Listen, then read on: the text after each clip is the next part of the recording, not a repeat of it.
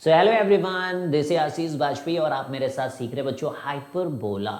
ठीक है, तो अब हम लोग हाइपरबोला का आज ये बच्चों लास्ट लेक्चर कर रहे हैं। तो ऑलरेडी हम लोग सारी थ्योरी कर चुके हैं। ठीक है, तो इतनी ही होती है, ये समझ ही जाइएगा।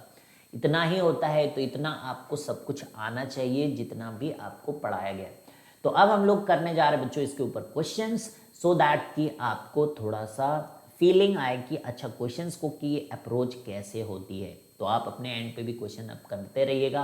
कोनिक सेक्शन खत्म हो गया, यानी कि पूरी कोऑर्डिनेट ज्योमेट्री आपने बच्चों कर ली है।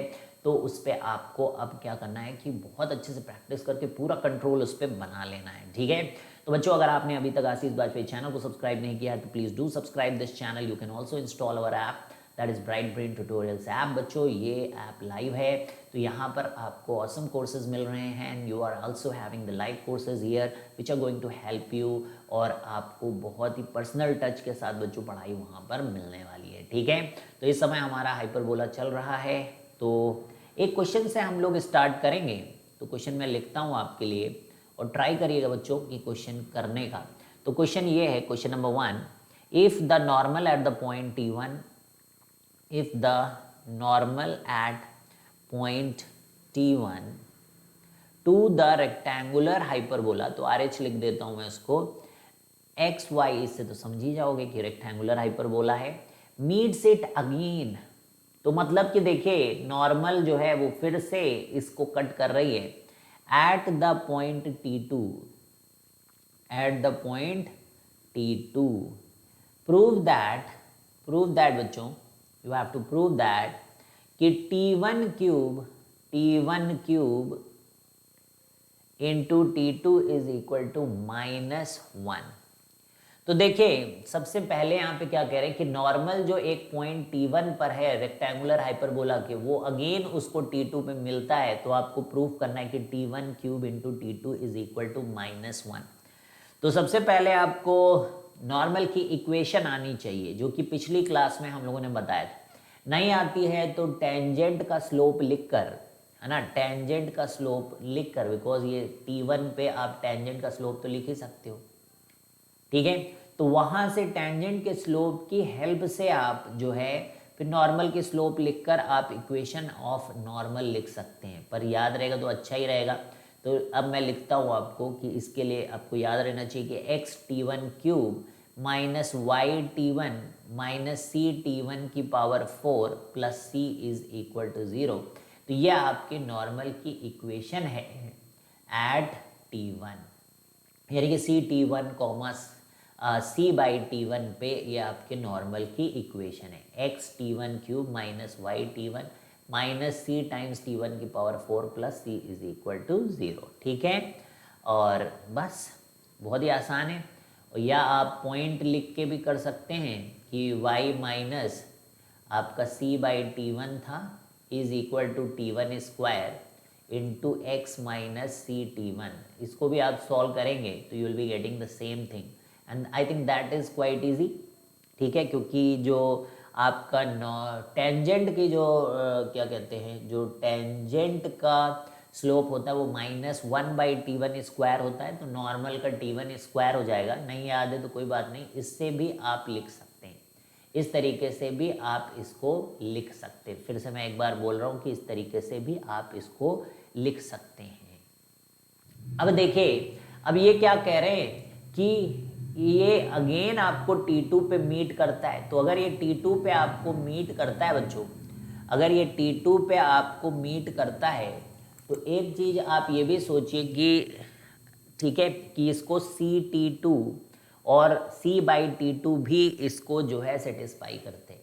ठीक है, और साथ में एक चीज़ है कि स्लोप अगर हम लिखना चाहें तो आपको पता होगा कि slope of the chord was -T1 T2, slope of the chord was -T1 T2 slope of the chord होती थी। तो क्या हम यहाँ पर ये भी देखो वही लाइन है। ठीक है, तो हम -T1 T2 जो, क्योंकि ये तो कॉर्ड भी है, और इसको अगर हम लोग T1 स्क्वायर लिख लें तो क्योंकि दोनों सेम लाइन है तो दोनों का slope through T1 and T1 T2 should be equal. तो आप बस इसको अब यहाँ पर भेज दीजिए तो आप खुद देखेंगे कि T1 का whole cube into T2 is equal to -1, तो दिस विल बिकम T1 का whole cube into T2 plus 1 is equal to 0, या यहाँ पर प्रूव हो गया है। तो बस अगर आपको टेंजेंट का स्लोप भी पता होता तो आप इस क्वेश्चन को कर लेते कि टेंजेंट का स्लोप जो है -1/T1 स्क्वायर होता है, और जो है कॉर्ड का स्लोप आपको पता होना चाहिए था। तो जो भी पॉइंट हम लोगों ने पिछले लेक्चर में सीखा उसकी हेल्प से आपने देखा कि क्वेश्चन कितना आसान हो गया। तो यहाँ ये जानने के कि इक्वेशन ऑफ नॉर्मल क्या है वो भी नहीं ज़रूरत है, और उसकी इक्वेशन की कोई ज़रूरत नहीं, बस उसके स्लोप की ज़रूरत थी और कॉर्ड के जो स्लोप होती है उसकी ज़रूरत थी। इन दोनों ज़रूरतों से हम लोगों ने इस क्वेश्चन को बहुत ही आसानी के साथ प्रूव कर लिया है। तो चलिए बढ़ते हैं, आई थिंक मज़ा आया होगा आपको इस क्वेश्चन को करके। लेट्स मूव एंड डू बच्चों क्वेश्चन नंबर 2। तो क्वेश्चन नंबर 2 भी काफ़ी इंटरेस्टिंग है, तो ध्यान से देखिएगा। A triangle has its vertices, a triangle has its vertices, a triangle has its vertices on RH, and our RH you know that is xy is equal to c square। ठीक है, prove that the orthocenter, prove that the orthocenter of the triangle, prove that the orthocenter of triangle also lies on same hyperbola, also lies on same hyperbola. ठीक है, same hyperbola. तो देखो, अगर आपको किसी भी चीज को ये प्रूव करना है कि वो इस हाइपरबोला पे लाई कर रहा है, तो उस चीज का पॉइंट कुछ सी k by comma C by के टाइप का अगर कोऑर्डिनेट आ जाए तो उसका मीनिंग होगा कि वो वाला पॉइंट इस हाइपरबोला पे लाई करता है। तो यानी कि ऑर्थो सेंटर निकालने का काम करना है, जो कि आपने शुरुआती कोऑर्डिनेट का बेसिक्स जब हम लोगों ने स्टार्ट किया था तो वहाँ पर बच्चों हम लोगों ने शुरुआत इस बात की थी। तो चलिए हम लोग एक ऑर्थो सेंटर यहाँ पर बनाने की कोशिश करेंगे और फिर आराम से करेंगे। ऑर्थो सेंटर निकालना कोई टफ काम नहीं है, एल्टीट्यूड्स बस लिखने होते बच्चों। तो सबसे पहले इन्होंने क्या कहा, a triangle has its vertices on rectangular hyperbola. तो एक्यूट एंगल ट्राइंगल बनाने के लिए अपने को इधर साइड जो है ट्राइंगल अगर बनाए ऐसे, तो ये एक्यूट एंगल ट्राइंगल बन जाएगा। तो इधर से तो कॉर्ड बन जाएगी भाई, इधर से कॉर्ड बन जाएगी और इधर से मामला इस टाइप से हो जाएगा। तो आपको क्या करना है, वाइट वाले से बताएंगे आपको कि यहाँ से आपको एक एल्टीट्यूड डालना है ना। इसका नाम मैं अगर ए रखूँ तो आपको कोई दिक्कत नहीं होनी चाहिए, इसको बी और इसको सी। तो ए का जो कोऑर्डिनेट है वो CT1 C/T1 हो जाएगा। बी का जो कोऑर्डिनेट है उसको लोग कह रहे हैं कि वो CT2 C/T2 हो जाएगा, और जो सी का कोऑर्डिनेट होता है उसको लोग बोल रहे हैं कि CT3 C/T3 हो जाएगा। ठीक है, तो एक आप अगर एल्टीट्यूड यहाँ से डालते हो और एक एल्टीट्यूड आप यहाँ से अगर डालते हो, इस वर्टेक्स ए से एक एल्टीट्यूड डालने की कोशिश करनी है आपको और कुछ नहीं करना है, और यहाँ से एक एल्टीट्यूड डालने की कोशिश करनी है और कुछ नहीं करना है बच्चों। तो फिर आप जो है दोनों एल्टीट्यूड के इंटरसेक्शन से जो पॉइंट मिलेगा उसको बोलते हैं ऑर्थो सेंटर। तो इन लोगों का कहना है कि ये इसी पे लाई करना चाहिए, तो हमको थोड़ा सा इस बात का थोड़ा सा ध्यान रखना है कि ये कुछ ऐसे काटते हुए इसी पॉइंट पे लाई करना चाहिए। तो वो हमें दिखाना है, तो ये बी हो गया है और ये AF हो गया है। तो I think this should not be a difficult task. क्योंकि डिफिकल्ट टास्क क्यों नहीं होना चाहिए मैं ये आपको बता दूं, क्योंकि ये क्या है, ये कॉर्ड है और कॉर्ड का स्लोप आप जानते हो। बोलिए, कॉर्ड का स्लोप आप जानते हो, बताइए जानते हो कि नहीं जानते हो। अगर ये T2 T3 है तो ये -T2 T3 हो जाएगा स्लोप ऑफ BC का लाइन। एंड एल्टीट्यूड फ्रॉम ए अगर हम लोग बोले एल्ट फ्रॉम ए, उसका स्लोप क्या होगा, तो बच्चों वो T2 T3 हो जाएगा, क्योंकि product of the slope is equal to -1। इसको लगाएंगे तो जो स्लोप होगा एल्टीट्यूड का from A point, that is going to be nothing but T2 T3। वो क्या होगा, T2 T3 होगा। और ए पॉइंट जो है हमारा दैट इज CT1 C/T1, वहां से हम लोग यहाँ पे एल्टीट्यूड डालने वाले हैं। ठीक है, तो डाल ही दो बच्चों आज। तो चलिए अब, तो y - C/, y minus C by T one, y minus C by T one is equal to, ठीक है, और यहाँ पर देखिए स्लोप है हमारा t2 t3, और यहाँ पर देखिए आप कि पॉइंट क्या है हमारा x minus C T one, क्योंकि आपको एक पॉइंट भी चाहिए होगा, तो ये हमारा अब आ चुका है। अब जस्ट आपको क्या लिखना है यहाँ पर, अब इनको थोड़ा सा सॉल्व करिएगा और फिर एक इक्वेशन आप यहाँ पर लिखिएगा, ठीक है। एक क्या लिखिएगा आप इक्वेशन, तो कैसे लिखें, तो थोड़ा सा ध्यान से देखिएगा कैसे लिखें वाली पॉइंट भी यहाँ पर क्लियर हो जाएगा। तो y minus C by T one t2 t3 x और minus of C t1 t2 t3, ठीक है, इसको मैंने अंदर भेज दिया, तो ये t2 into T three times X minus C t1 into T into T three, ऐसा ही होगा। अब मैं इसको t1y माइनस सी, तो इसको अगर मैं इधर भेज दूं तो this will become t2 t3 times x minus C times t1 square into T into T, ठीक है। तो इक्वेशन जो आएगी, जो इक्वेशन आएगी वो इक्वेशन ध्यान से देखेंगे हम लोग, तो वो आएगी t1 t2 t1y, और इधर से आएगी t1 t2 t3 times x और minus C t1 square t2 t3 a plus C, ठीक है भाई, C times t1 square into T into T plus C. तो अब देखिए यहाँ पे स्लोप सेम आ रही है ना, ये स्लोप इज इंडिपेंडेंट ऑफ कि t1 t2 t3, ये तीनों पे जो स्लोप है ये क्या है, ये सेम आ रही है, slope is coming as a same for this, है ना, सेम तो नहीं है, मतलब ये टर्म के बारे में बात करें तो जो x का कोफिशिएंट है ये तीनों के लिए सेम जैसा है। तो यानी कि हम अगर ये हमने इक्वेशन लिखी है किसकी, AF की इक्वेशन लिखी है हमने, तो हम इसी को देखकर B की इक्वेशन लिख सकते हो, फिर तो ऑर्थो सेंटर आर को वो होती है क्या कहते हैं उनको, कंकरेंट, है ना। तो ये T1 से आपने डाला था, तो अब यहाँ T2 से आप डालोगे तो यहाँ लिखोगे T2y, और ये चीज़ तो इंडिपेंडेंट है कि आपने क्या किया है, तो इसको ऐसे ही रखिएगा। और यहाँ पे देखिए सब कुछ सेम है, एक T1 ज़्यादा आया बच्चों, तो यहाँ पर एक T2 ज़्यादा आएगा, तो T2 square into T2 3t plus सी। अब देखिए यहाँ से x को एलिमिनेट करना काफ़ी आसान हो चुका है, यहाँ से x को एलिमिनेट करना काफ़ी आसान हो चुका है क्योंकि इनका जो कोफिशिएंट है वो सेम है, तो हमें बस एक काम करना है कि 1 को 2 से सब्ट्रैक्ट कर देना है, तो 1 माइनस 2 करने से ऐसा हो जाना चाहिए। तो यहाँ से आपको मिलेगा t1 minus T2 times y, और ये पूरा कट चुका है और c से c कट चुका है, तो आप देखिएगा कि प्लस वाला क्वांटिटी ये आएगा, तो यहाँ से c t1 t2 t3 आप कॉमन ले लेना, ठीक है, यहाँ से c t1 t2 t3 common ले लेना, और आप जब इससे b से AF को सब्ट्रैक्ट करेंगे तो c t1 t2 t3 तो अलग हो जाएंगे, अब बाकी आपके पास क्या बचेंगे, t2 माइनस t1, देख लो यही बच रहा है,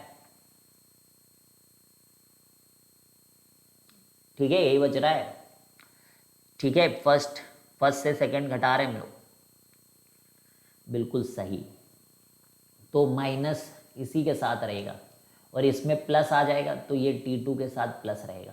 अब माइनस को कॉमन ले लें यहाँ पर, तो y बन जाएगा माइनस सी टाइम्स, देखिएगा क्योंकि ये T1 T2 कैंसिल करना है आपको, T1 minus T2 T2 minus T1 में, और दोनों में एक माइनस का अंतर है, तो y की वैल्यू आएगी minus C T1 T2 T3, ठीक है। तो ये y का कोऑर्डिनेट आ चुका है बच्चों minus C T1 T2 T3। अब y के बाद आपको x का कोऑर्डिनेट निकालना है, किसी भी पहली इक्वेशन में जाके रख दीजिए, तो T1, और पहली इक्वेशन में मैं रख रहा हूँ y की जगह c T1 T2 T3, है ना, और यहाँ पे इक्वल तो रहेगा ही, और इधर आपका x निकालना है, वहाँ रहेगा T1 T2 T3 times x ऐसा, और इधर रहेगा minus C times T1 square into T2 T3। ठीक है भाई, कोई दिक्कत तो नहीं। और एक प्लस सी भी, एक प्लस सी भी। क्लियर है? तो x का कोऑर्डिनेट अब हमें निकालना होगा। तो सारे टर्म एक तरफ कर लो, ध्यान से देखना। T1 में हमने y का कोऑर्डिनेट आया था minus C T1 T2 T3 रखा है। ठीक है, अरे यार कहाँ गया, है ना, यहाँ रख दिया है। T1 y था, वहाँ रख दिया है। T1 T2 T3 x बिल्कुल सही रखा है। Minus C T1 square T2 T3 बिल्कुल सही है, और प्लस सी है। ठीक, गुड। तो ये हाँ, अब इस महान चीज़ को आपको सॉल्व भी करना है बच्चों, तो इसको आप प्रॉपरली अब सॉल्व करेंगे।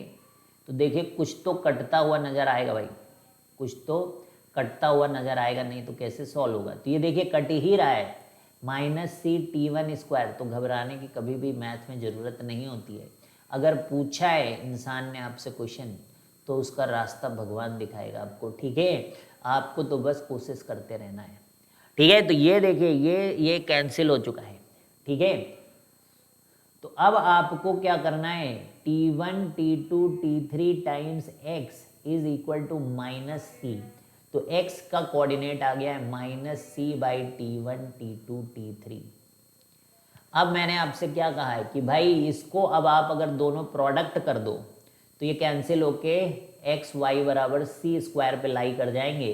तो ये प्रूव करता है कि orthocentre lies on rectangular hyperbola. Orthocentre lies on rectangular hyperbola x y is equal to C. I hope कि मज़ा आई हो आपको इस क्वेश्चन को सॉल्व करने में।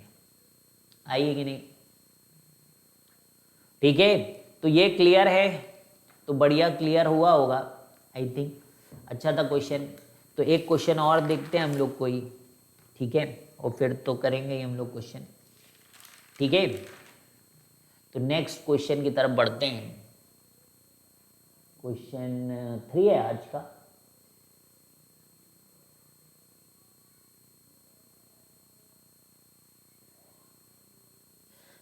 if a circle on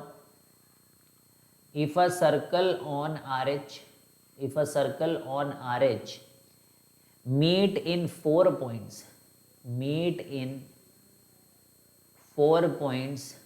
that is T1, T2, T3, T4, then prove that, तो क्या प्रूव करना है? पहला T1 T2 T3 is equal T4 is equal to 1। पहला पॉइंट ये प्रूव करना है अपने को। ठीक है, सेकेंड पॉइंट जो प्रूव करना है वो भी ध्यान से देखिएगा। If the centre of the mean, if the center of the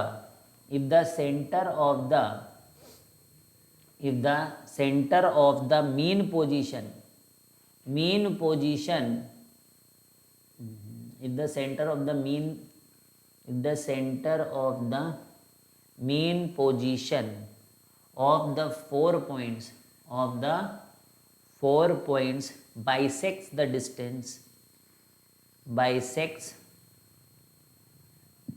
bisects the distance between the centers of the two curves, ठीक है। The centre of the mean position of the 4 point bisect the distance between the अरे ये prove करना है अपने को। The centre of the mean position of the 4 points bisect the distance between the centre of the two curves. ठीक है भाई। Third, if PQRS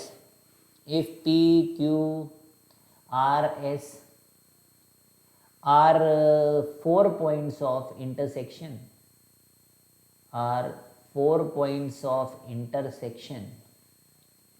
of the circle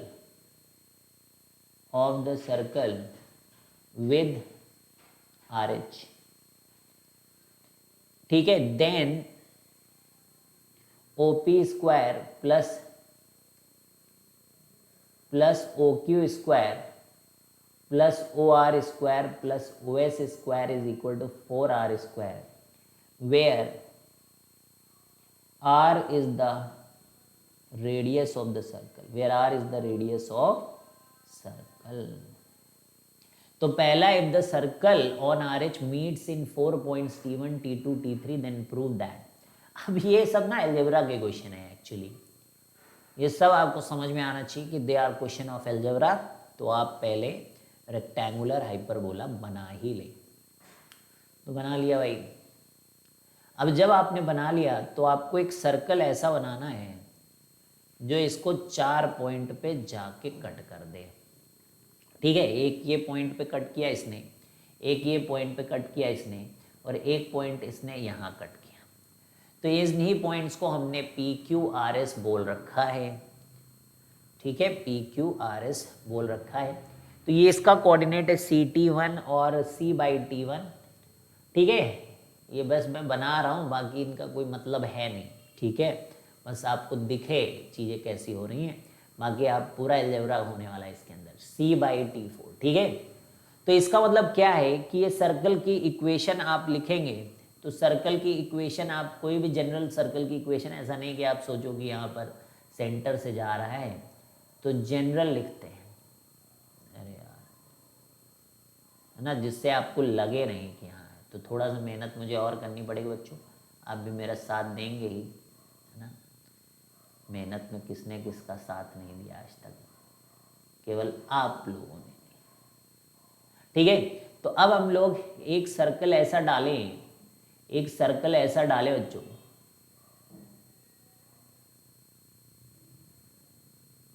इस तरीके से कोई जनरल सर्कल डाला है जिसका सेंटर जो है यहाँ कहीं -G, -F वाला सर्कल, जनरल है ना भाई, ऐसा थोड़ी नहीं बोला कि ओरिजिन उसका सेंटर है, तो हम ही क्यों ले लें। तो अब आपको देखना है कि x² plus y square plus 2gx plus 2fy plus c is equal to 0 वाला हमारा, अच्छा c नहीं ले सकते क्योंकि अपना rectangular hyperbola xy is equal to c square, तो इसको d ले लेते हैं। तो x² plus y square plus 2gx plus 2fy plus d is equal to 0, ठीक है भाई, बोल दो, कोई दिक्कत तो नहीं है। अब एक काम करिए आप, ठीक है। अब यहाँ पर क्योंकि ये वाला सर्कल जो है वो रेक्टेंगुलर हाइपरबोला से मिल रहा है, यहाँ पे करूँगा तो ज़्यादा ही अच्छा लगेगा। x² plus y square plus 2gx plus 2fy plus d is equal to 0। तो ये क्योंकि रेक्टेंगुलर हाइपरबोला को कट्टम कुट्टी कर रहा है, तो इसको, ये बात को प्रूफ कराने के लिए अपने को ये 4 जगह कट भी कर सकता है, तो हमें CT और C/T में यहाँ पर इक्वेशन लिखनी होगी बच्चों। और इन T के अगर हम लोगों ने 4 रूट निकाल दिया ना बच्चों, तो आज ये प्रूफ हो जाएगा कि ये 4 पॉइंट पे कट कर रहा है। बाकी के तो वो T1, T2, T3 is equal to 1 वगैरह बहुत छोटी सी बात है, ठीक है, उससे तो हम लोग डरते ही नहीं। तो C² T स्क्वायर और C²/T² plus 2G into C into T plus 2F into C/T plus D is equal to 0, ठीक है। अब बात यहाँ पर ये है कि आप एलसीएम ले लो भाई, कैल्शियम ले लो, C² T की power 4 plus C square plus 2GCT cube plus 2FCT और plus DT square is equal to 0। देख ही लो, देख लो, देख लो, देख लो एक बार, सही है। C² T स्क्वायर और यहाँ पर कौन था, y² C²/T², 2gx CT रख दिया, 2fy, बहुत बढ़िया, और d तो d ही है। अब यहाँ पर एक बात और ध्यान से देखना है कि एलसीएम लिया था तो T² से ऊपर नीचे मल्टीप्लाई किया, बहुत बढ़िया काम किया है। और 2gc एक T से करना था, T² से करा है, बहुत बढ़िया।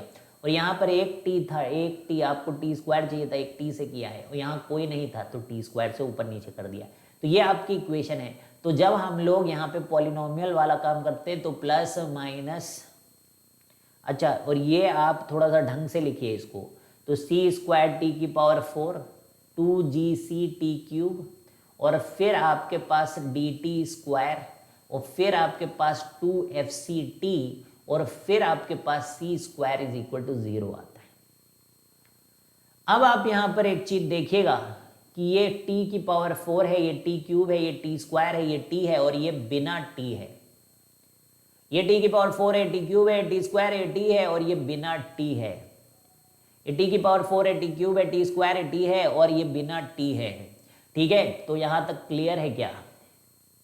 तो अब हम लोग करते हैं कि भाई प्लस है माइनस है प्लस है माइनस है प्लस है। ओके, तो प्रोडक्ट ऑफ रूट्स, ये देखो 4 डिग्री में है तो 4 डिग्री में मतलब मैक्सिमम 4 पॉइंट इंटरसेक्शन यहां पर होंगे। मैक्सिमम 4 पॉइंट्स ऑफ इंटरसेक्शन यहां पर होंगे। बोलिए, मैक्सिमम 4 पॉइंट्स ऑफ इंटरसेक्शन यहां पर होंगे होंगे होंगे होंगे। मानते हो कि नहीं? यस। तो यहां पर जब इन्होंने हमसे कहा कि भाई आपको दिखाने के वो 4 पॉइंट्स में इंटरसेक्शन है, तो हमने कहा मान लीजिए बच्चों कि यहाँ पे रूट्स हैं आपके पास T1, T2, T3 and T4। अच्छा, प्रोडक्ट ऑफ रूट्स क्या होता है? T1, T2, T3 into T4 और वो आपका प्लस सी स्क्वायर बॉन प्लस सी स्क्वायर है और सी स्क्वायर से सी स्क्वायर कैंसिल होता है। तो यहाँ पर आता है T1 into T2 into T3 into T4 is equal to 1। ठीक है, तो T1 into T2 into T3 into T4 is equal to 1। T1 into T2 into T3 into T4 is equal to 1। That is हमारा 4 का product है। तो यही तो proof करना था शायद। बोलिए, यही तो प्रूफ करना था। प्रूफ करना था कि नहीं करना था? बोल दो जल्दी से। अब नेक्स्ट बात को सुनेंगे तो प्रूफ भी करेंगे।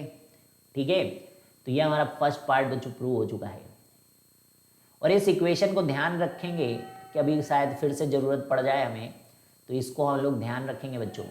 इस वाले को ये सही प्रॉपर तरीके से लिखी हुई है।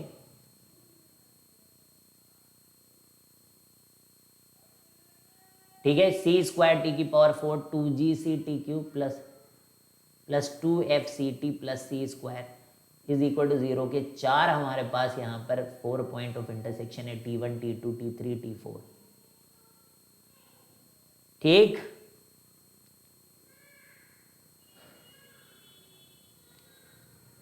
the center of the mean position of the 4 points, the center of the mean position of the 4 bisect the distance between the center of the two curves। तो देखिए, आप सबसे पहले x मीन निकालें। सेकेंड पार्ट के लिए क्या है आप समझ जाओगे। तो क्या आ रहा है वो x मीन निकालें। सबसे पहले आप x मीन निकालें। जो कह रहा है वो समझ में आएगा जब आप थोड़ा सा समझने की कोशिश। The centre of the mean position of the 4 points bisect distance between the centre of the two curves. ठीक है, समझे? तो centre of the mean position of the 4 points, कौन से मीन पॉइंट्स? जिन पे इसने जाके सर्कल ने कट किया है उनकी मीन पोजीशन निकालोगे। ठीक है, तो वो जो सेंटर होगा ना वो बाइसेक्ट करेगा दोनों कर्व के बीच के सेंटर को। अब अभी समझ में आएगा बच्चों, टेंशन नहीं लेने का, एकदम समझ में आएगी ये बात, एकदम दिल से आपको ये बात समझ में आएगी। आप बस समझने के लिए पर्यंत रहें, सीखते रहें। ठीक है, तो सबसे पहले अपने को मीन पोजीशन निकालनी होगी, एक्स मीन। तो मीन का मतलब क्या होता है?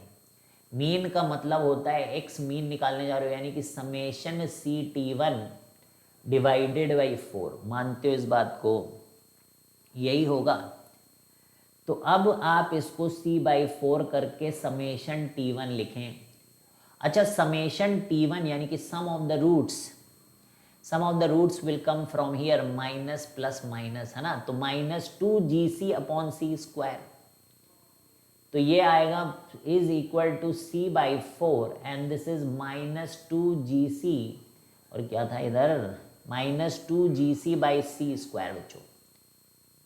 अच्छा, आप देखें कि यहाँ से सी स्क्वायर और सी स्क्वायर का अंतिम विदाई हुई है और ये आपको दे रहा है -g/2। ठीक है, so this is what you are getting कि एक्स मीन जो आ रहा है वो -g/2 आ रहा है। ठीक है, और एक चीज और देखिए, तो इन दोनों के पॉइंट के जो सेंटर है, क्या कह रहा है कि ये सेंटर है माइनस जी, एफ इस कर्व का सेंटर है, और इस कर्व का जो सेंटर है वो है 0,0 यानी कि सी। तो ये कह रहा है कि इन दोनों कर्व का जो बाइसेक्शन पॉइंट है वहां पे इन दोनों का मीन है। अब समझोगे आप, यही तो नहीं होता है, क्वेश्चन कराने के बाद बच्चे समझ पाते हैं। तो वो चीज़ आपको समझना है, लैंग्वेज बहुत ही सॉलिड है। The centre of the mean position of the 4 point, यहाँ तक तो समझ में आ गया। तो इन 4 पॉइंट का सेंटर यहाँ लाई कर रहा है, अपने अभी देखा है -g/2 पे, है ना भाई, 0 + g/2 है ना, ये कॉमा है ना, तो -g/2 आए, तो यानी कि f-f/2 अपने को प्रूव करना होगा। तो यहाँ पर देखिए, the centre of the mean position of the 4 points bisect the distance between the centres of the 2 curves man. तो इसका जो सेंटर आएगा, यानी कि इसका जो मीन पोजीशन आएगा, वो इन दोनों के सेंटर को बाइसेक्ट करता है। ये बात यहां से प्रूव हुई है, ये बात यहां से प्रूव हुई है। तो चलिए, अच्छी बात है, प्रूव हुई है। तो अब हमें दूसरा एक चीज यहां पर काफी परेशान करता हुआ कि वाई मीन कैसे निकालेंगे। आखिर मीन तो बना लेते सब लोग, लेकिन वाई मीन कैसे निकालेंगे, वो बड़ा काम हो जाता बच्चों। तो समेशन c/t1 है ना, और अपना तो 4 है ही है, तो यहाँ पर c/4 वैसे ही है, और यहाँ पे समेशन 1/t1 है। अब आप पॉलिनोमियल्स वगैरह सब पढ़े हुए हो, तो आपको तो नहीं कोई परेशान कर सकता, ठीक है, करने वाले तो कर ही सकते, पर आपको नहीं कर सकते बच्चों। तो c²t⁴ यहाँ से आएंगे तो 2gc/ct³ है ना, यहाँ तक सब बढ़िया लग रहा है, प्लस dt² बच्चों, यहाँ पर प्लस dt² लग रहा होगा आपको, और यहाँ पर जाएंगे तो 2fct, बहुत बढ़िया, सब लिखते रहिए, और प्लस c²।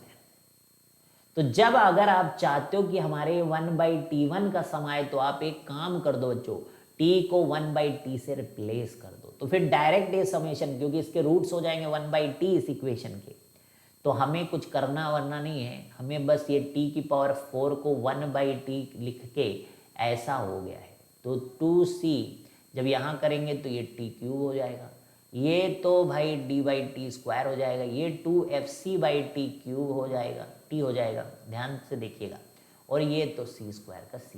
अब आप एलसीएम वगैरह लोगे तो इधर से देखना बच्चों, c² t⁴ हो जाएगा, 2fct³ हो जाएगा, dt² एज इट इज रहेगा, और 2gct हो जाएगा, यानी कि f और g में आप देख रहे हो कि अंतर हो रहा है, बस मतलब कुछ और खास नहीं हो रहा, बीच का टर्म एज इट इज है, और जो पहले g हुआ करता था वो अब आजकल f कह रहा है। तो सीधा सीधा आप समझ सकते हो कि जो पहले g कहला रहा था वो अब f कहला रहा है।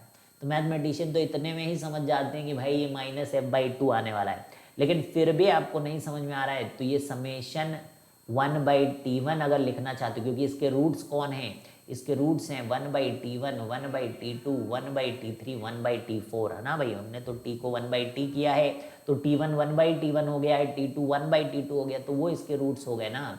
तो फिर आप वहाँ क्या लिखते हो कि -2fc/c², ठीक है, -2fc/c², जैसे यहाँ किया था हम लोगों ने, और और c भी था एक बार, तो ये देखिए c², और यहाँ 4 था, तो यहाँ से आपको खुद ही दिखा होगा कि -f/2, यही तो प्रूफ करना था, और यही हम लोगों ने प्रूफ कर दिया है कि -g-f, और 0,0 का जो सेंटर है वो -g, -f/2 है, ठीक है। क्लियर है, क्लियर बोल दो, क्लियर है भाई लोग, ठीक है।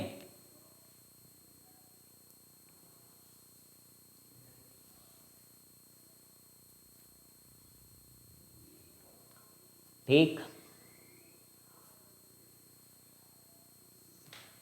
अब चौथा पॉइंट हमें प्रूफ करना है, इसको देखिएगा। If PQRS are 4 points of intersection of the circle with rectangular hyperbola, then आपको बताना है कि OP² + OQ² + OR² + OS² is equal to 4R²। अब देखिएगा कि अगर ये चारों पॉइंट इस सर्कल पे लाई करते हैं तो माइनस ये आर है, ये आर है, ये आर है और ये आर है। ये वही सेंटर से सबकी दूरियां बराबर हैं, तो ये आर है, ये आर है, ये आर है। ठीक है, ठीक है। और अच्छा ये क्या था, ये ना centre, I don't know what is this, फालतू वाली। ठीक है, तो यहां समझ गए आप। तो ये क्या कह रही है, ये ओ पॉइंट है, ओ। तो ये प्रूव करने को हमसे कह रहे हैं आखिरी में जो कह रहे हैं उसको ध्यान से देखिएगा। या आखिरी में हमसे कह रहे हैं कि प्रूव करिए आप चौथे पार्ट में, O P square plus O Q square plus O R square plus O S square is equal to 4r square. अच्छा, तो अब हम O P square, O Q square और ओ आर स्क्वायर और ओ एस स्क्वायर की distance निकालने का काम आया है। तो भाई डिस्टेंस तो ओरिजिन से निकालना है, तो आपका डिस्टेंस क्या हो जाता है, एक x square plus Y square एक जगह से डिस्टेंस। तो basically this is nothing but x1 square plus x2 square का कोऑर्डिनेट प्लस x3 स्क्वायर का कोऑर्डिनेट प्लस x4 स्क्वायर का कोऑर्डिनेट प्लस y1 का स्क्वायर का कोऑर्डिनेट प्लस y2 स्क्वायर का कोऑर्डिनेट प्लस y3 स्क्वायर का coordinate plus y4 का square का coordinate. यही तो हुआ ना, बोलो, यही हुआ है। ठीक है, यही तो निकालना है आपको। तो x1 square plus x2 square plus x3 square plus x4 square plus y1 square plus y2 square plus y3 square plus y की पावर 4 स्क्वायर, इसकी वैल्यू निकालनी है। अच्छा, x1 स्क्वायर है क्या, तो c स्क्वायर t1 स्क्वायर, और ये सब कुछ सेम है, तो क्या मैं इसको ऐसा लिख दूं कि c square summation t1 square. और अच्छा, इसको क्या मैं ऐसा लिख दूं कि T square summation 1/t1 square. यही तो निकालना है। तो सी स्क्वायर को आप कॉमन ले लें तो this is coming as summation t1 square plus 1/t1 square. ये समेशन पूरे में है, ठीक है। 1/c square summation 1/t1 square, ऐसा है। और क्या ये सी स्क्वायर आप पूरा ही बाहर ले लो तो अच्छा लगेगा आपको, ठीक। तो ये सब देखने से इस सब चीज़ों को, यानी कि अगर मान लिया मेरे को समेशन कहीं पर ये लिखना होता है कि समेशन t1 स्क्वायर लिखना है ना, समेशन t1 स्क्वायर लिखना है, तो इसको आपने पढ़ा ही है कि summation t1 square -2 times summation t1 t2 हम लोग लिख देते हैं, ऐसा लिख देते हैं बच्चों। Summation t1 square is equal to -2 times summation t1 t2 लिख देते, तो वही मैं यहाँ पर लिखूंगा। बहुत इंटरेस्टिंग चीज़ें हैं, तो इसलिए ध्यान से, बढ़िया मज़ा आएगी, है ना। ये हो गया, ऐसा लिखेंगे। और यही सेम कहानी हम लोग यहाँ पर भी लिखेंगे बच्चों, 1/t1 स्क्वायर, ठीक है, और -2 टाइम्स समेशन 1/t1 1/t2, ठीक है। ठीक ठीक ठीक बोलते रहिएगा। अच्छा अच्छा, समेशन t1 आपके पास है। समेशन t1 जो है वो मैं बता दूं आपको कि वो है -2g/c, कहीं तो निकाला था, -2g/c आया था। यहाँ से देखिए, -2gc divided by c square, तो वो -2g/c बन गया था। तो मैं यहाँ लिख ही देता हूँ उसको, इधर लिखूँगा c स्क्वायर -2g/c का होल स्क्वायर, ऐसा लिख दिया। जगह कम पड़ जाती ना, मज़ा नहीं आता फिर। ये थोड़ा पेन बड़ा बड़ा चलता है बच्चों, कॉपी वॉपी है तो ले सटासट। अच्छा, समेशन t1 t2 यानी कि प्रोडक्ट ऑफ टू रूट्स, तो प्लस आया माइनस आया प्लस आया, तो ये आया आपका कितना बोलिएगा, प्लस में आएगा तो डी बाई सी स्क्वायर, इधर से डी बाई सी स्क्वायर है, तो ये आया आपका -2d/c स्क्वायर, समझे। +1/t², बिल्कुल भी हिम्मत नहीं हारिएगा, दिस इज -2f/c स्क्वायर, और यहां से भी हिम्मत तो हारने किसी ने बोला ही नहीं आज तक, तो यहां पर फिर से आपके पास -2d/c स्क्वायर, सेम ही आएगा भाई, ये f आ गया, वहां पर c स्क्वायर आ गया। अब बच्चों चलिए, अब हमारा समय आया है, तो अब हम यहां पर c स्क्वायर लिख रहे हैं, ठीक। अब इसको देखिएगा 4g² + c स्क्वायर, ठीक है, और -4d/c स्क्वायर आया, ठीक, बहुत बढ़िया, और +4f² c स्क्वायर आया है, ठीक। देख लो कहीं कुछ गड़बड़ तो नहीं हुआ है, बाकी मेरे हिसाब से तो मैंने सही किया है, तो 4 तो अच्छा है ना, 4 आ रहा है, गुड गुड है बच्चों, गुड। सी स्क्वायर को बाहर लाओ तो आप देख रहे हो कि आपके पास 4 भी बाहर आने को तैयार खड़ा है, सी स्क्वायर से सी स्क्वायर सब कैंसिल हो गए। आप जरा देखना ये क्या आ रहा है, अरे ये जी था भाई एक जगह, तो f² + g² - d, इसको क्या कहते हैं, g² + f² - c को r² कहते हैं। सो दिस इज नथिंग बट बच्चों 4r² आपका प्रूव हो गया, हेंस प्रूव्ड, ठीक है।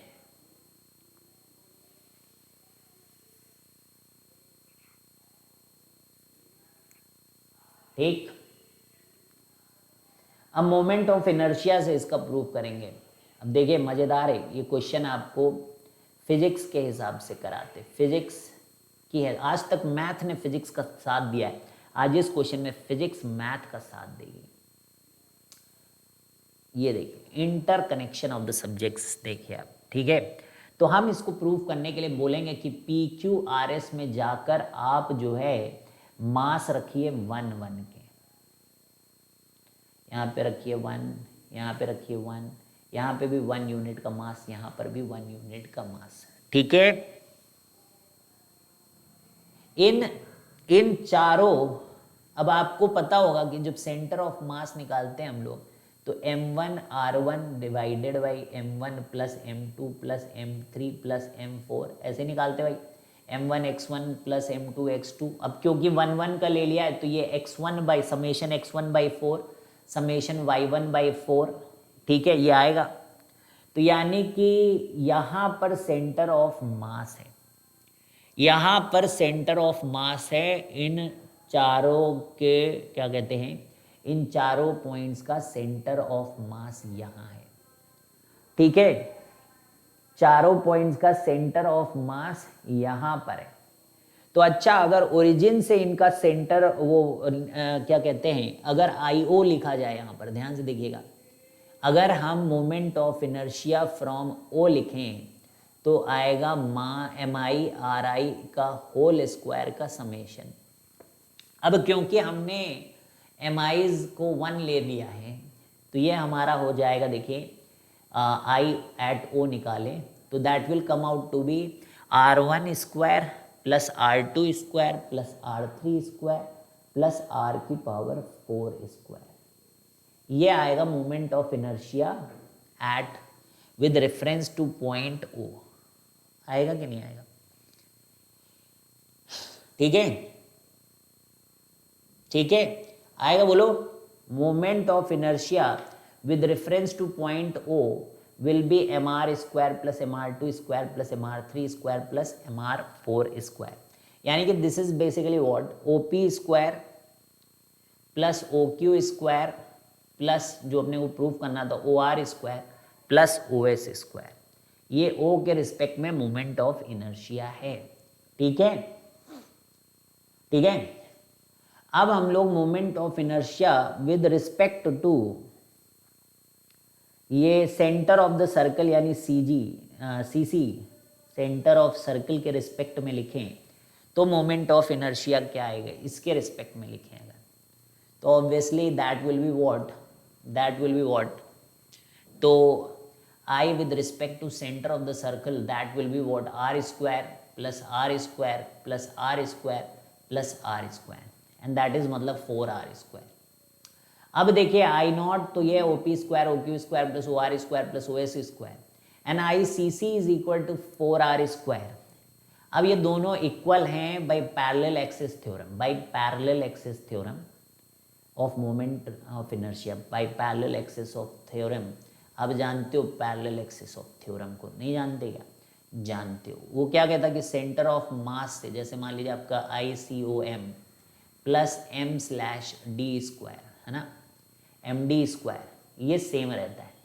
तो देखो भाई सेंटर ऑफ मास इसका कहाँ लाई करता है, यहाँ, तो इसका डिस्टेंस के और इसका डिस्टेंस के, तो इसका जो moment of inertia about this है, इस एक्सिस के अलोंग प्लस दिस, और यहाँ पर मोमेंट ऑफ इनर्शिया ये दोनों सेम रहेगा, क्योंकि ये तो बाइसेक्शन वाला पॉइंट है, बीच में आता है ना इसका सेंटर ऑफ मास। तो ये सेंटर ऑफ मास से इतनी दूरी पर है और इतनी दूरी पर है, तो दोनों तरफ डिस्टेंस सेम है, तो सेंटर ऑफ मास तो सेम, मतलब जो मोमेंट ऑफ इनर्शिया है वो दोनों का सेम होगा। ठीक है, अगर मान लीजिए मैंने मोमेंट ऑफ इनर्शिया इस पॉइंट के अक्रॉस निकाला, चारों का इस पॉइंट के अक्रॉस, तो आई सी ओ एम प्लस ये करूंगा तो यहाँ पर मोमेंट ऑफ इनर्शिया निकल आएगा, और यहाँ पर भी वही करना होगा, तो दोनों के मोमेंट ऑफ इनर्शिया बराबर आए कि नहीं आए। कहने का मतलब समझिए कि मैंने पहले क्या किया, मैं लिखना चाहता हूँ मोमेंट ऑफ इनर्शिया एट ओ, तो मैंने आई C O M plus M K square लिखा। ठीक है, सारा मास को मान के उस पॉइंट पे, तो समेशन एम के स्क्वायर लिखा। इसी तरीके से आई सी सी भी मैं ऐसे ही लिखूंगा कि moment of inertia at centre of mass plus M K square, तो दोनों में तो सेम ही एक्सप्रेशन आ रहा है, तो यानी कि आई नॉट और आई सी सी सेम है, तो इसलिए ये दोनों मिलके O P square plus O Q square plus O R square plus O S square is equal to 4r square है। तो क्या ये प्रूव हो गया बच्चों, क्या ये प्रूव हो गया है? तो देखिए फिजिक्स की हेल्प से भी कर दिया और मैथ्स की हेल्प से तो कर ही दिया, यानी जहाँ पे पॉलिनोमियल वगैरह लग रहा था तो इंटरेस्टिंग होगा। I think you must be liking this. ठीक है, मज़ा आ रही, बताइए कितने बढ़िया बढ़िया सवाल करें हम लोगों ने ना, अभी ख़त्म नहीं हुआ है, अभी चालू है। ठीक है, तो नेक्स्ट क्वेश्चन पे बढ़ते हैं हम लोग। If one axis of varying, if one axis of varying hyperbola, if one axis of varying hyperbola, ठीक है, be fixed in magnitude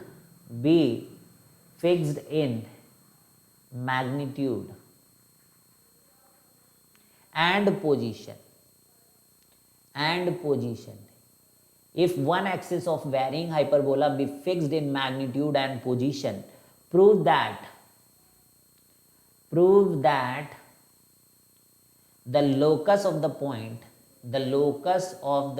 of contact, prove that the locus of the point of contact of tangent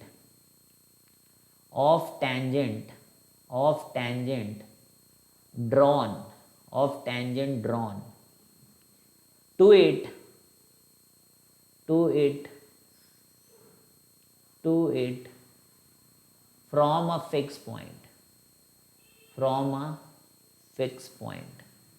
it from a fixed point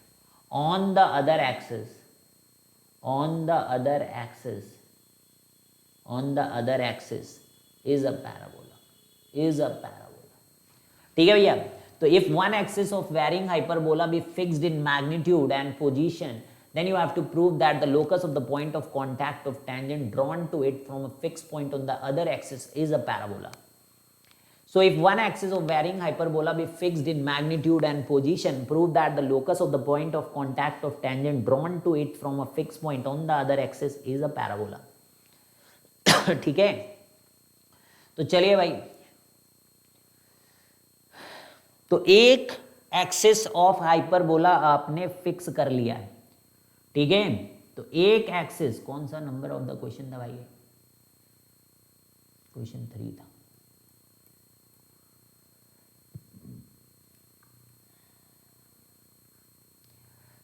So if one axis of varying hyperbola be fixed in magnitude and position, then you prove that the locus of the point of contact of tangent drawn to it from a fixed point on the other axis is a parabola.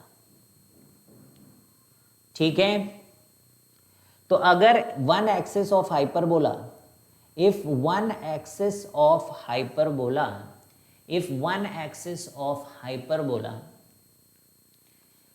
fixed है, फिर से सुन लो, if one axis of hyperbola be fixed in magnitude and position, prove that the locus of the point of contact of tangent drawn to it from a fix point on the other axis is a parabola. ठीक, अब सुनिएगा, तो यानी कि जो equation है that is X square upon A square minus Y square upon B square is equal to 1, इसमें ये फिक्स है। ठीक है, हियर वी हैव अज्यूम कि ए जो है वो फिक्स्ड है, here A is fixed, ठीक, B's position is fixed and length is varying। भाई if one axis of varying hyperbola be fixed in magnitude and position, और जैसे ही आपने एक एक्सिस हाइपरबोला की फिक्स कर दी ना, तो दूसरी एक्सिस तो 90 डिग्री पे होती है उसके, तो उसकी पोजीशन जो है वो तो नहीं, हाँ पोजीशन जो है वो तो फिक्स हो गई भाई, क्योंकि जैसे ये है तो ये वाली, मान लीजिए मैंने इस वाली को एक्स वाली को फिक्स कर दिया और उस पर जो पोजीशन लिया ना वो ए वाला ले लिया, ये वाला इसको फिक्स कर दिया, ए को फिक्स कर दिया, तो दूसरी अपने आप जो है ऐसे वाला ही हाइपरबोला बन गया, क्योंकि वाई एक्सिस को हम लोगों ने का बना दिया, का टा को एक्स एक्सिस और का को हम लोगों ने वाई एक्सिस बना दिया, और इस पे हम लोगों ने मैग्नीट्यूड ए भी फिक्स कर दिया लेकिन बी को नहीं फिक्स किया, वो वेरिंग है, ये काम की बात है यहाँ, तो इसको हटाना है अपने को। अब क्यों हटाना है समझिए, आगे पढ़िए। Prove that the locus of the point of contact of tangent drawn to it from a fix point on the other axis is a parabola. तो इस वाले पॉइंट से एक पॉइंट लेके, एक फिक्स पॉइंट से हम लोग जो है क्या कर रहे हैं, क्या कर रहे हैं, prove that the locus of the point of contact of tangent drawn it from a fix point on the other axis is a parabola. ठीक है, तो उस पॉइंट पे हम लोग जाके यहाँ पर ले रहे हैं। अब करते हैं क्वेश्चन, थोड़ा जगह चाहिए होगा अच्छे से इसको समझने के लिए, तो यहाँ इतनी जगह ले लो बच्चों। ठीक है, ठीक है। तो भाई एक बात समझना, ये हमारा हाइपरबोला है, तो हमने क्या किया, इस पे अब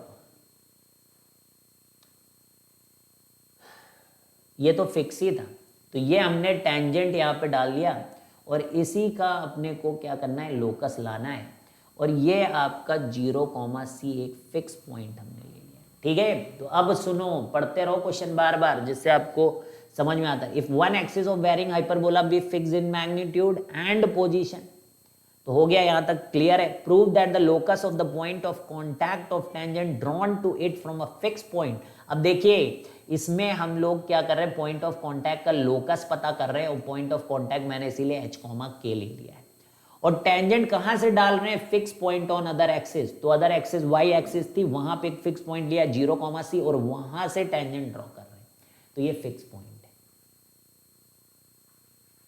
अब इस बात को देखिए कि ये h, k दो जगह लाई कर रहा है, एक तो ये हाइपरबोला पे लाई कर रहा है भाई, है ना, तो x square upon A square minus Y square upon B square is equal to 1।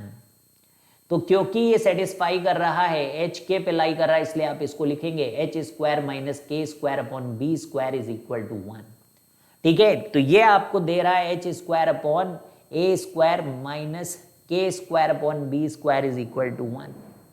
अब आपको क्या करना है, इसी जगह एक टेंजेंट भी लिख लेनी है, तो वो आएगी X H by A square minus Y K upon B square is equal to 1। भाई टेंजेंट पे भी तो लाई कर रहा है h, के, तो टेंजेंट हो गया, और ये हाइपरबोला पे भी लाई कर रही, तो दोनों को सेटिस्फाई कर रही हो, बी को करना है आपको एलिमिनेट। ठीक है, और इस पे लाई कर रहा है 0, C, तो इस पे रखिए आप 0, रखिए डरिए मत, 0 रखिए, तो 0 into h by A square minus यहाँ रखिए C, तो c k by b square is equal to 1। तो यहां से ये पूरा हो गया है 0, तो ये जो सी के है वो आ रहा है माइनस बी स्क्वायर, जो सी के है वो आ रहा है आपका माइनस बी स्क्वायर, यानी कि बी स्क्वायर आ रहा है माइनस सी के। तो just go and put here b square को एलिमिनेट करिए और फिक्स उस पे लाइए आप, तो और h कॉमा के पे अपना इक्वेशन ले आइए। तो एक्स स्क्वायर अपॉन ए स्क्वायर माइनस के स्क्वायर और बी स्क्वायर की जगह आप रखेंगे तो ये सी के हो जाएगा बच्चों, and this is equal to 1। तो ये h square upon A square plus k by c is equal to 1। तो ये है हमारा parabola, because it's a quadratic in x, क्योंकि जब आप इसको एक्स और वाई में लिखोगे तो ये x square upon A square plus y by c is equal to 1 है। तो ये एक क्वाड्रेटिक में है, यानी कि y by c is equal to 1 minus x square upon A square. तो y is equal to c times a square minus x square divided by a, and this is nothing but it's a parabola. तो prove हो गया कि इसका locus is parabola. तो clear है, बोलिए is it clear बच्चों? तो नेक्स्ट सवाल करें क्या? क्वेश्चन नंबर, बहुत इंटरेस्टिंग होती हैं कॉनिक सेक्शन वगैरह, शुरुआत में थोड़ा सा आपको दिक्कत वगैरह लगता होगा, लेकिन बाद में आप पढ़ते रहो तो अच्छा ही लगता है बच्चों, है ना। एक और क्वेश्चन कर लेंगे और बच्चों हाइपरबोला की समाप्ति हो रही है। अगर आपने सही से पढ़ा होगा ना, मैं बता दूं ऐसा कोई क्वेश्चन नहीं होगा कि जो आप ना कर पाए, ठीक है, बस आपको प्रैक्टिस करनी खूब। अब चलिए, from points on the circle, from points on circle, from points on circle that is x square plus y square is equal to a square, tangents are drawn ठीक है, tangents are drawn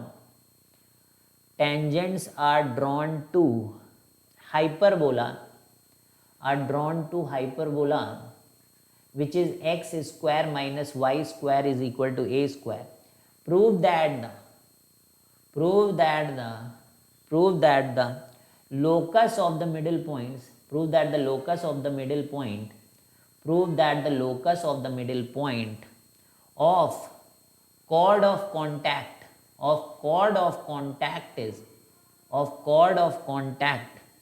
is the curve, बहुत आता है ये curve, X square minus Y square का whole square is equal to A square times X square plus Y square. ठीक है, तो देखो एक सर्कल से X square plus Y square से tangents are drawn to hyperbola X square minus Y square, यानी कि आपका कौन सा हाइपरबोला है, बोलो कौन सा, rectangular hyperbola. Prove that the locus of the middle point of the chord of contact is curve. ठीक है, तो फिर बात हो ही जाएगी। तो 4 point from points on circle. तो चलिए सबसे पहले हम लोग अपना रेक्टेंगुलर हाइपरबोला है कोने में, क्योंकि करने के लिए भी तो जगह चाहिए होती है। ठीक है, करने के लिए भी जगह चाहिए होती है।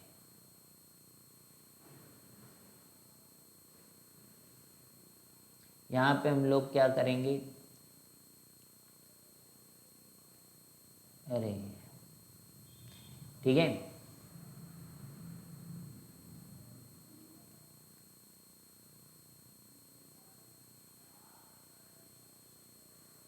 तो ये हम लोगों ने क्या किया, एक सर्कल ड्रॉ किया। सो फ्रॉम पॉइंट्स ऑन सर्कल, तो ऐसा ही सर्कल क्यों है, क्योंकि ये ए होता है ना, ये दूरी कितनी होती है ए, और ये दूरी कितनी होती है ए, इधर भी ए और इधर भी ए। ठीक है, तो ये हो गया। So from points on circle tangents are drawn to hyperbola. तो दो अब हम लोगों ने क्या किया, यहाँ पे टेंजेंट ड्रॉ कर दिया बच्चों। एक कोई भी पॉइंट लेके ऐसे करके, ऐसे हम लोगों ने पहला टेंजेंट ड्रॉ किया बच्चों, और इधर एक हमने दूसरा टेंजेंट ड्रॉ किया ऐसे। ठीक, ऐसे ड्रॉ कर दिया, ठीक, ऐसे डाल दिया। अब क्या कह रहे हैं, from points on circle tangents are drawn to hyperbola, prove that the locus of the middle point of chord of contact. तो इनका कॉर्ड ऑफ कॉन्टैक्ट का जो मिडिल पॉइंट है, एक कोई कर्व है, ठीक है, बस। तो ये पॉइंट आप जो है कि ये सर्कल को सेटिस्फाई करता है, इस बात को मनाने के लिए आपको यहाँ लिखना पड़ेगा A cos theta A sine theta. I don't think यहाँ कोई दिक्कत होनी चाहिए, कि A cos theta comma A sine theta ये आपके सर्कल पे लाई करता है, ठीक है। अब t बराबर S1 जो होता है वो कॉर्ड ऑफ कॉन्टैक्ट होता है, तो कॉर्ड ऑफ कॉन्टैक्ट लिखने के लिए एक्स एच माइनस वाई के 1 रहेगा, S1 में भी वही रहेगा, एच स्क्वायर माइनस के स्क्वायर, तो ये कॉर्ड ऑफ कॉन्टैक्ट हो गया और एच कॉमा के कहीं पर तो लाई कर रहा है, ठीक है। यानी कि वाई एक्सिस मान लो, ये बस ऐसे ही दिखा रहे हैं हम लोग, ठीक है। अब ये जो कॉर्ड ऑफ कॉन्टैक्ट है that is with reference to this point, देखिए यहाँ से ही दो टेंजेंट आए हैं, तो chord of contact is with reference to this point, ठीक है भाई, मानिए मानिए मानिए इस बात को आप, ठीक है। तो ये तो हम लोगों ने मिडिल पॉइंट के हिसाब से कॉर्ड ऑफ कॉन्टैक्ट लिख दिया, ये तो हम लोगों ने, देखिए यहाँ पर फिर से पढ़ते रहिएगा, locus of the middle point of the chord of contact, तो ये मिड पॉइंट की हेल्प से हम लोगों ने टेंजेंट लिखा है, ठीक है। ये हम लोगों ने मिडिल पॉइंट ऑफ कॉर्ड से लोकस लिखा है, मिडिल पॉइंट ऑफ कॉर्ड से लिखा है, ठीक है, यहां से लिखा है, इधर से, इस वाले की मिडिल पॉइंट के कॉर्ड पता हो तो उससे हम लोगों ने लिखा, इसी को कॉर्ड ऑफ कॉन्टैक्ट कह रहे हैं। तो कॉर्ड ऑफ कॉन्टैक्ट तो t बराबर 0 होता है, कॉर्ड ऑफ कॉन्टैक्ट तो t बराबर 0 होता है, ठीक है। तो वहां से भी लिखे तो x x1 ऐसे होता है, देखिए x upon A square minus Y square upon B square equal to 1, दोनों बराबर हो जाते हैं, तो ये होता है आपका। तो आप क्या लिखते हो, x x1 minus y y one is equal to A square, यही लिखते हो। तो यहाँ लिखिएगा, क्योंकि ये आपका t बराबर 0 यानी कि कॉर्ड ऑफ कॉन्टैक्ट की इक्वेशन COC है, तो यहाँ पर आप रखिएगा x a cos theta minus y a sine theta is equal to A square, तो ए और ये कट गया, तो यहाँ से आपके पास आता है X cos theta minus Y sine theta is equal to ए।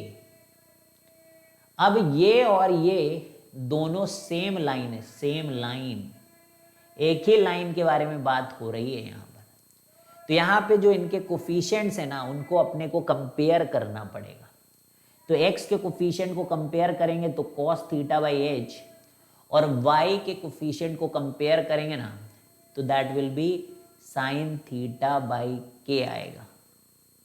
ये थोड़ा सा तो कुछ तो यहाँ पे लोचा है, ठीक है है ना। तो ये आपका साइन थीटा बाई के, और यहाँ से आप जब कंपेयर करोगे ना तो that will be H square minus के स्क्वायर बाई ए आएगा। अब आप यहाँ से, आपको बच्चे को एक बात तो यहाँ पर पता ही है, बच्चे को एक बात तो यहाँ पर पता ही है, ठीक है, कि ये रहेगा ऊपर और ये रहेगा नीचे, ये तो पता ही है।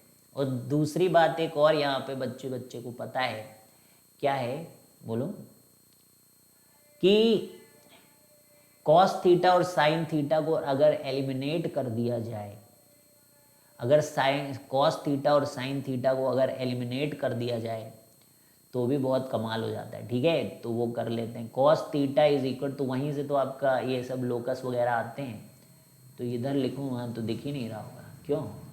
तो कॉस थीटा की वैल्यू जो आ रही है that is A H upon H square minus के स्क्वायर, और साइन थीटा की जो वैल्यू आ रही है ना दैट इज ए के अपॉन एच स्क्वायर माइनस के स्क्वायर। तो कॉस स्क्वायर थीटा की वैल्यू है ए स्क्वायर एच स्क्वायर अपॉन, जाइएगा तो मिलेगा एच स्क्वायर माइनस के स्क्वायर का होल स्क्वायर। अच्छा, साइन स्क्वायर थीटा को लिखने जाएंगे ना जब, तो मिलेगा ए square K square upon H square minus के स्क्वायर का होल स्क्वायर। अच्छा देख ही लीजिएगा, cos square theta plus sine square theta is equal to 1, तो इन दोनों का जब स्क्वायर करेंगे तो A square H square plus A square K square is equal to H square minus के स्क्वायर का होल स्क्वायर, ठीक है। और बच्चों A square times H square plus K square is equal to H square minus के square का whole square. तो I think something इसी टाइप को प्रूव करना था। यस यस यस, तो h और k की जगह x रख दीजिए, तो x square minus Y square का whole square is equal to A square times X square plus Y square. तो ये आपका जो है हाइपरबोला कि इस कॉर्ड ऑफ कॉन्टैक्ट का लोकस प्रूव हो गया। कितने सारे इस तरीके के क्वेश्चन आपने सर्कल में ही किए थे, ठीक है। तो एक और क्वेश्चन कर लेते हैं, क्वेश्चन नंबर 6, तो फिर विदाई लेंगे हम लोग आपसे कोऑर्डिनेट ज्योमेट्री के अंदर से। तो कोऑर्डिनेट ज्योमेट्री भी खत्म, ठीक है, और सब खत्म हो रहा है बच्चों, ठीक है। A point P moves such that chord of contact of the pair of tangents, oh my god, this time you are getting pair of tangents, ठीक है, pair of tangents from P on the parabola and the parabola भी बढ़िया वाला standard वाला बच्चों, जिसके बारे में आपको अंधाधुंध पता है सब कुछ, touches the rectangular hyperbola,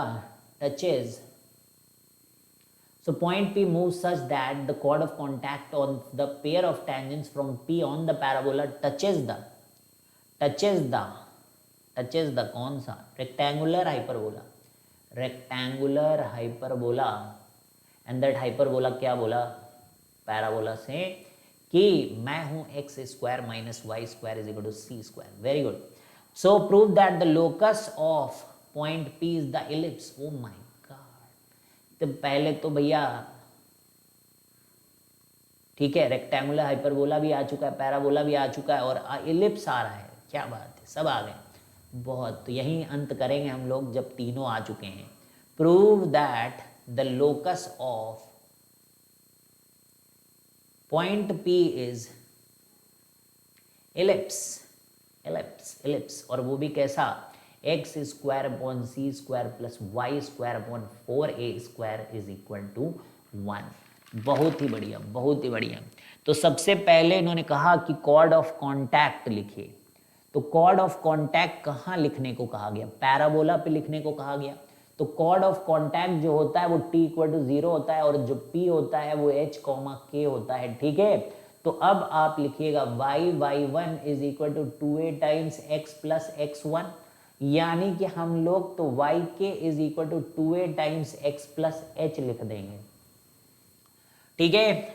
तो yk is equal to 2ax plus 2ah, और y की वैल्यू जो आएगी that is 2a by k times x plus 2ah by k, ठीक है। तो ये कॉर्ड ऑफ कॉन्टैक्ट हम लोगों ने लिखा, किसके लिए,